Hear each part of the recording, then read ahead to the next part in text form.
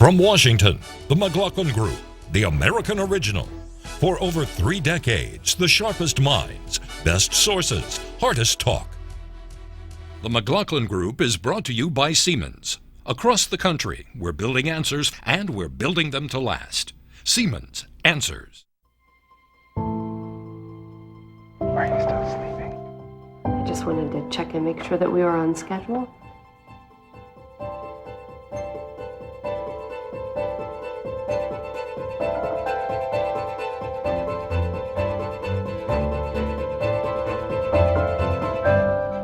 The first technology of its kind Mom and Dad, I have great news. is now providing answers families need. Siemens Answers.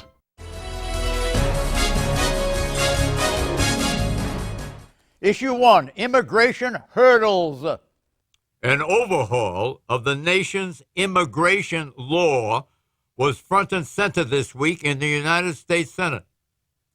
The 844-page immigration bill was brought forward by Republican Senator Marco Rubio of Florida.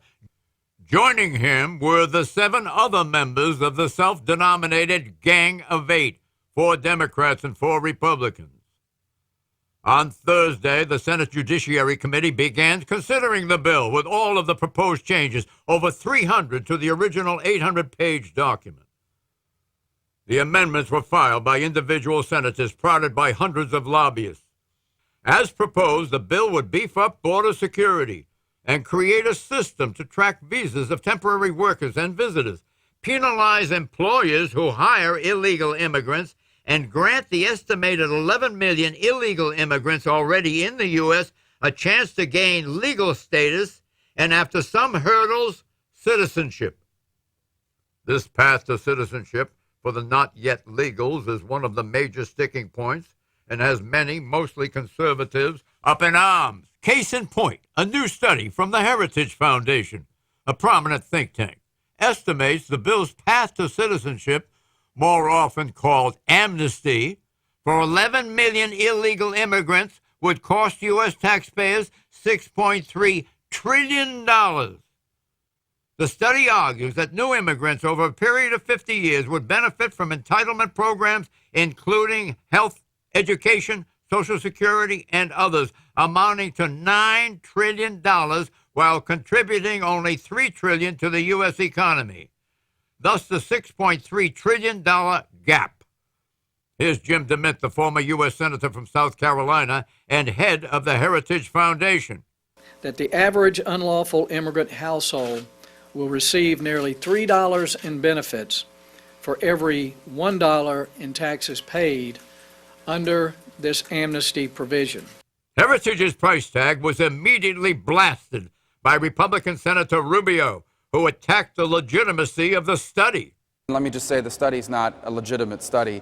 It's based over 50 years, number one. It overestimates the number of people that are going to be counted in the system. It includes 4 million kids that are already living here now. A quarter of the costs are for, traffic and police and firefighters and parks and roads, public services that are already being provided. Another quarter of the costs are on Social Security and Medicare programs that is currently structured, if they're not reformed, won't even exist in 10 years, much less 50. So the bottom line is I think the study, as everyone has pointed out, is deeply flawed. Question, why is Senator Rubio so vexed by the Heritage Foundation study, Pat Buchanan? Because his entire career has been bet on this immigration bill, John. Heritage Foundation study obviously is going to appeal to a tremendous number of conservatives. It will make them go further, as harder against the bill than they are right now. And I think Marco Rubio's problem, John, is he's got himself on the side of amnesty and a path to citizenship, and you got others like Senator Cruz of Texas who are taking the other side. There's going to be a war inside the Republican Party. This bill will probably pass the Senate, but when it gets over to the House, I think it's going to be torn to pieces, and I think the bill's going to fail. And Marco Rubio has bet his presidential hopes on this particular bill, and it started off very strong, but it is now moving the other way against it. $600 billion in new taxes. Well, John, the whole thing is, the key thing is, if you drop amnesty out of this bill, it's gone. Helena.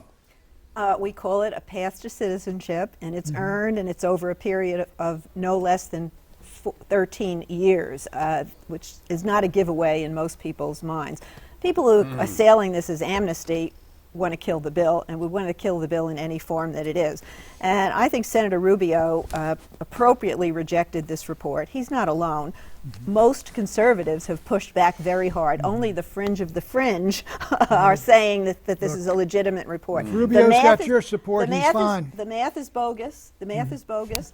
Doesn't embrace dynamic scoring, which is something Republicans have always championed. And it asserts that the average IQ of immigrants is 10 points less than native-born Americans, and that will take generations to resolve. You know, where that comes from, I don't know, but that enough discredits this report. And so Rubio does see this as a ticket to the presidential sweepstakes, but he also sees it as a way to save his party, because if the Republicans can't come to terms with immigration reform, they're going to be condemned to marginalization for the foreseeable future. David Rennie, welcome. Do you think that this bill is loaded with pork, $150 million worth of pork?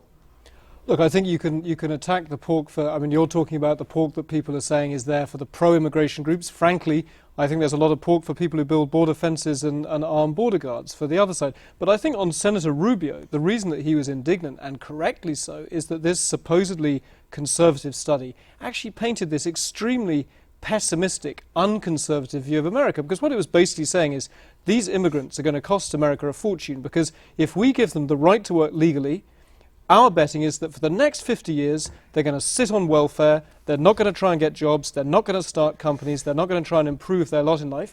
When was that the conservative vision of how immigrants function in America? Senator Rubio knows from his own background that immigrants start businesses, that they're entrepreneurial, the kind of people who cross the world to come to America. They want the American dream, not to sit on welfare. More sections of this bill authorize $150 million over the next 5 years for groups like La Raza, Casa de Maryland, and the American Immigration Lawyers Association to receive discretionary grants under the law, ostensibly to provide immigrant services. Is that pork? I don't think it's pork. Obviously, it's one way of trying to help a whole population deal with the legal issues that they're going to have on their quest for citizenship. But I want to go back to the other issue.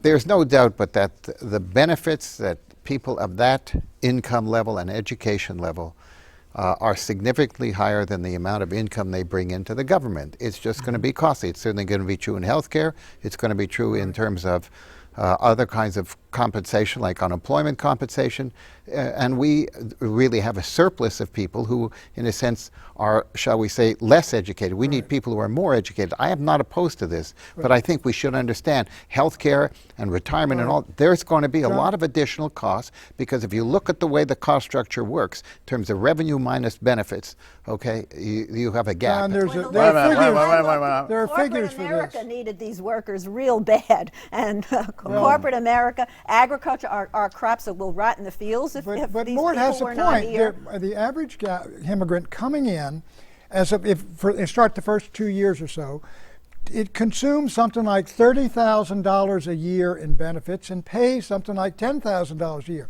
Now, if you take it out 50 years, I mean, that's very hard to do, but there's no doubt, given the extraordinary generosity and magnanimity of the welfare state with $50 million on food stamps, that folks coming in here poor and unmarried with kids, I mean, draw on the system and do not contribute cash to the system. And their children go to college, and they create businesses, and they do all kinds of things. You can't go out 50 years and condemn a whole bulk of people. Who's responsible for the mammoth deficits we have? Forget 50 years. Just take 10 years. I'm not saying it shouldn't be done, but you have to be aware that we are going to be incurring a lot higher costs compared to revenue than we were originally anticipating. It's built in. It applies today to that same population. I thought they weren't paying taxes let David now, in. and then they will be paying taxes. I don't see where the balance sheet is as unbalanced as you think it is. You're not. This bill is not saying let's open the gates and let a new 11 million uneducated immigrants arrive and start handing them benefits. It's saying that these people are already here,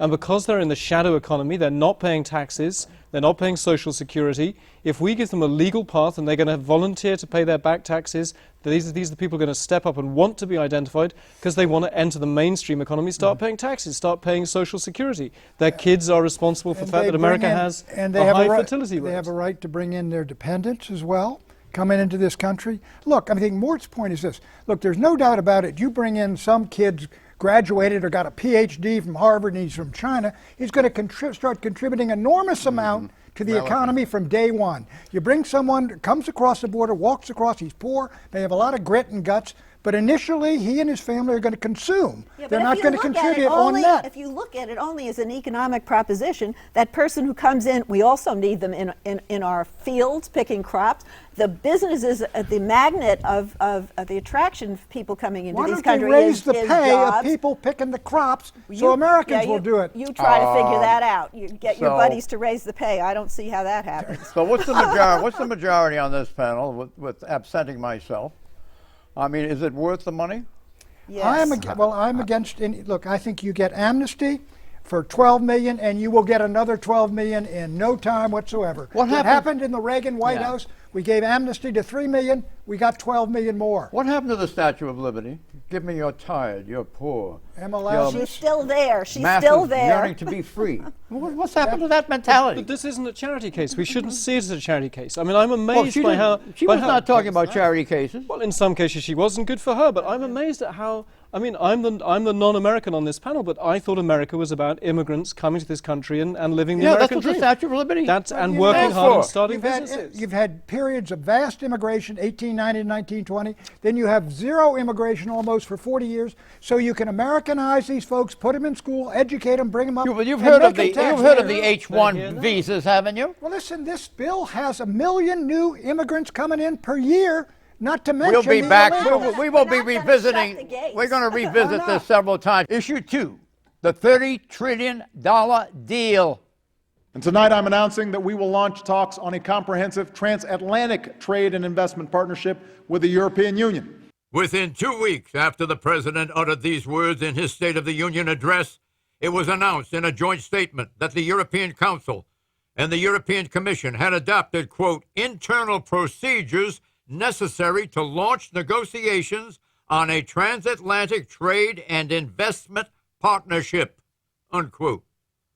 The prospect of an EU-U.S. free trade agreement, FTA, was described by EC President Jose Manuel Barroso as a quote-unquote game changer. It would create, quote-unquote, the largest free trade zone in the world. Mr. Barroso says that major effort and political will would be needed to make EU and U.S. rules and regulations compatible. On Monday of this week, 2 congressmen, Eric Paulson, Republican of Minnesota, and Richard Neal, Democrat of Massachusetts, jointly said that, quote, members on both sides of the aisle were excited to hear the president mention the importance of trade during his State of the Union address, and they welcomed his notification to Congress that he intended to launch negotiations towards the TTIP, the Transatlantic Trade Investment Partnership, unquote. The congressmen want the relationship between the United States and Europe to become stronger. Here's their formula for enlarging investment opportunities. 1, eliminate the tariffs that tax companies. 2, liberalize cross-border trade using the advantages of the Internet. 3, expand access, namely government procurement markets. 4, build bridges between the regulatory approaches of Europe and of the U.S.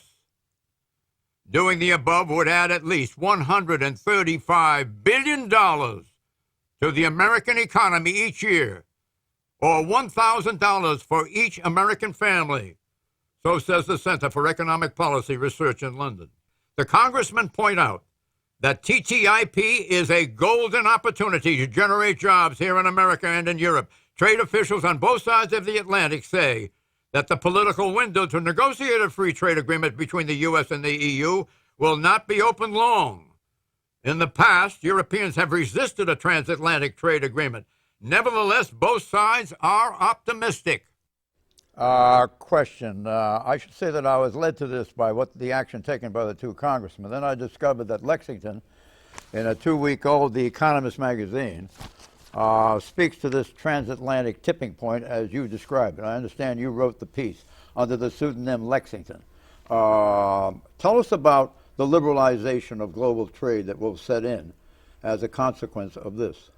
Well, look, to some people it may sound dull, to some people it may sound scary, but actually this is one of those deals that really is, it should be a no-brainer. I mean, most trade deals, you worry that, maybe if we open our markets to China or to these countries in Asia, they have these cheap workers, they will undercut American jobs. That's not how it works. Europe and America, they have high wages on both sides, they both worry about environmental rules on both sides, and the trade across the Atlantic is gigantic. I mean, the trade with China gets all the headlines because it's growing so fast, but actually the trade across the Atlantic between Europe and America is far, far larger than the trade between the United States and Asia. It's a third of all global trade. What kind of money are we talking about? We're talking tens of billions. We're talking $1 trillion a year, I think, is the aggregate trade. It's a third of all global trade crosses the Atlantic. And these are the things that just should not be slowed down by, Ford Motor Company makes cars on both sides of the Atlantic. At the moment, they have to design a different seatbelt for both sides, a different bumper for both sides. That makes no sense. You're talking about a third of the trade volume in the world. All global trade, a third And goes you're across the talking about Atlantic. that being divided between the United States and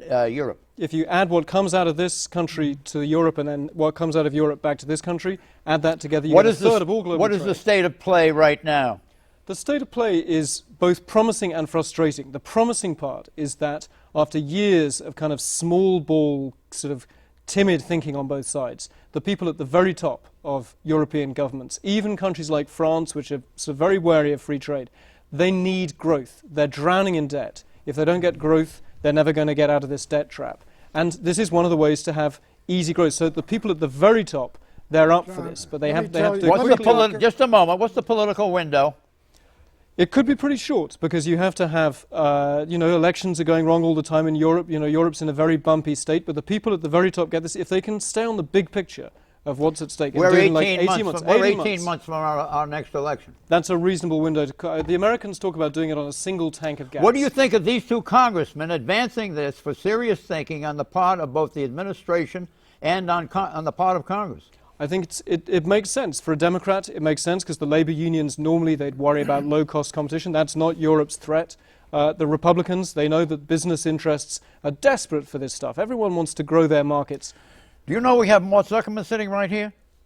What do you stand on this issue, Mort? I actually think it's one of the very few major league economic programs that would benefit the United States and Europe. We need the larger markets. It's not going to be easy because some of the, but this is the one way that I can think that both economies could grow between them and among them. Do you think it's a pipe dream? Well, I think politically it's a pipe dream, but economically what it's not a pipe dream. What do you think about these two congressmen advancing it as a serious matter? I think it is it's a very serious matter. The question is, can you get it through the House? What do you think of the backing of the president behind the idea? He introduced it. I think it's a terrific idea because it really literally will explode the opportunities for these two economies to work together and to really grow both of their economies. All right, you would be able to spread your costs over a much larger sales base, be much more competitive. Wait a minute. Since the State of the Union, a couple of months have elapsed, but he had someone inside the administration keeping it alive. Who was that?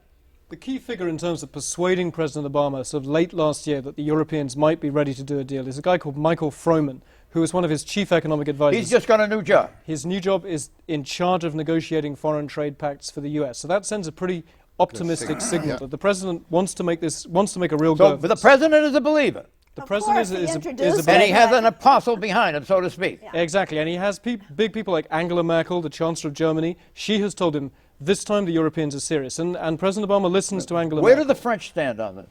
At the very top, they say they're in favor. The problem is lower down, you have the usual French concerns about, Who is the big mover over there that can do something with this? Angela Merkel is in charge of Europe right now. Merkel has got to be the one. And if she's in favor of it, there's a chance because all of Europe is dependent upon Germany and Angela Merkel. And if she moves in a direction, they can't oppose her. There's no big reason why this shouldn't fail, but there are lots of little reasons. It can get pecked to death by ducks.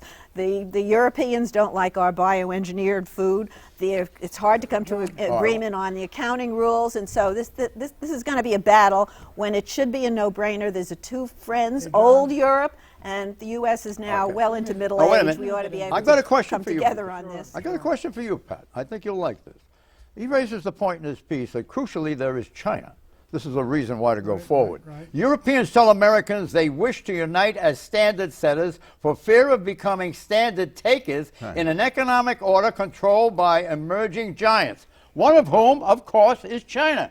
China will compel us to move in this direction. If you're going to have a free trade deal, you do it with the Europeans. They're comparable. I'm not talking about doing it with China. Let me talk about. I'm saying that China will John, repel let me it. talk about the trade deals. In the last 20 years, the United States has run $10,000 billion in trade deficits, okay? We run deficits with China, the EU, Japan, Canada. No, the trade with we the EU is lost balanced. we lost The trade with the EU is one-third. balanced. We lost one-third All of right. all our Wait a minute. manufacturing jobs in the first 10 years. Did you hear him correct you just a moment ago? We lost 55,000 factories. Did you hear him correct you? What were you saying? Win-win with Europe. The It's trade with the EU win-win is with balanced. Europe. There's no gigantic Well, look, deficit. It's this basically is a balance life with the EU. preserver for Europe, which is sinking, John. I'm not all that against this. sinking us. You've But been Europe- saying that Europe is sinking for the last 3 years. Well, look, it's in the headlines now. They finally caught up. But they're sinking us, and so it's in our interest to give them a life preserver. if Exit that's what question. it Thus saves far us this too. quickly. Thus far this year, President Obama has spent most of his political capital on gun control, immigration, and Benghazi. Should he refocus his insight and his efforts on this monumental U.S.-EU free trade agreement? He doesn't have to. He can get Yes or no? He Yes can get or no? Froman and people like that to do it. Yeah, it's Froman, it's give me a break. it's Froman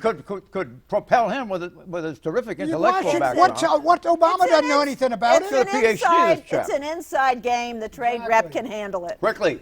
Yeah, of course. This is not a bailout for Europe. This is Europe offering to buy more American stuff. How could you hate that? I agree. Maybe they'll take it. I think That's what it is. We're all in agreement except for Buchanan. Obama has to have an against this economic. thing, John. Obama, Well, it doesn't sound like you're No, for there's it. a trade deal. I'm You're not. suspicious of everything. Issue 3, Benghazi Gate. I think it's the saddest phone call I've ever had in my life.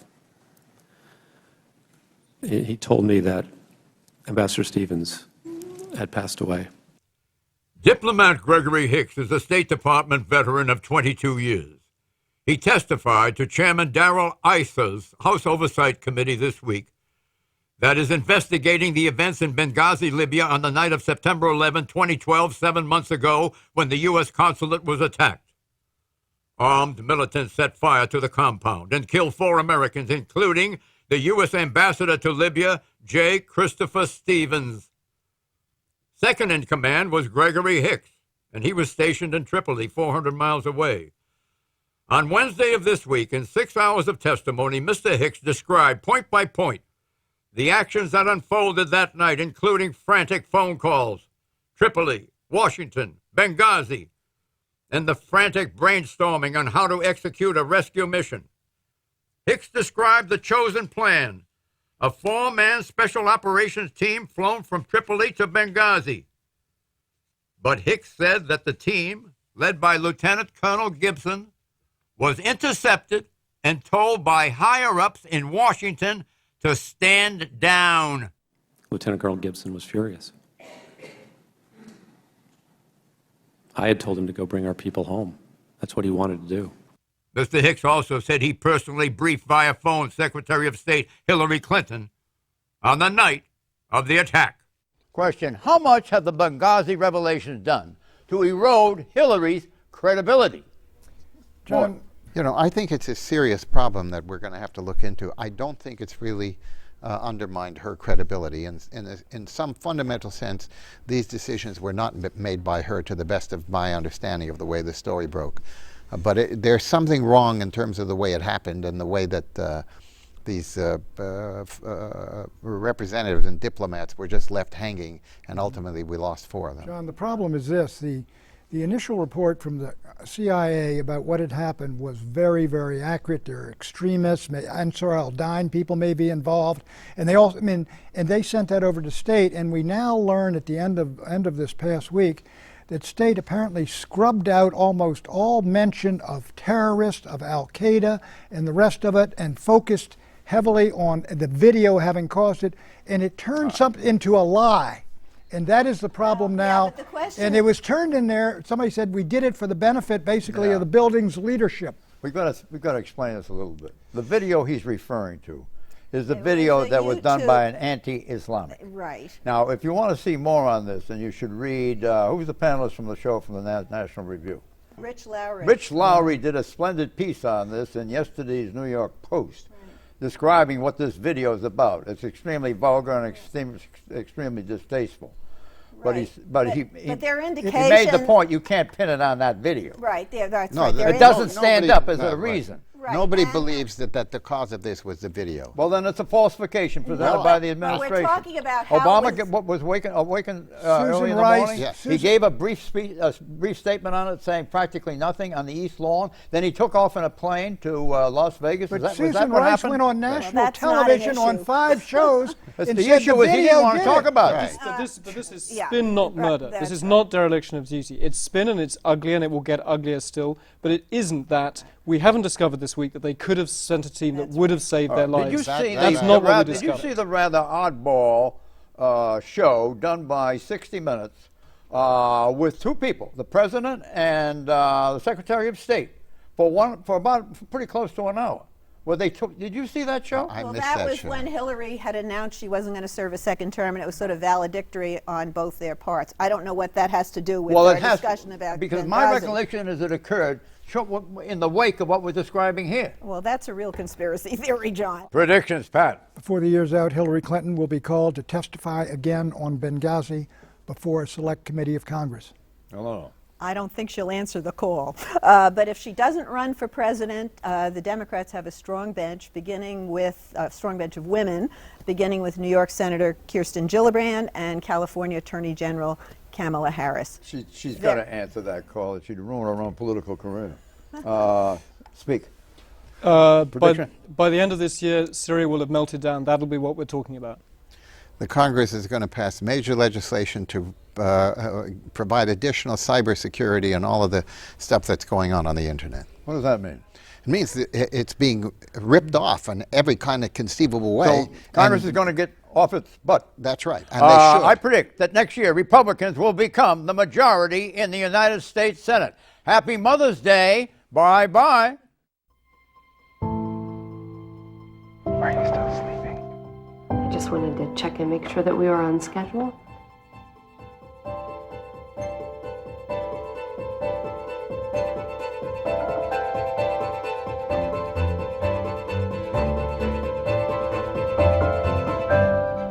The first technology of its kind Mom and Dad, I have great news. is now providing answers families need. Siemens.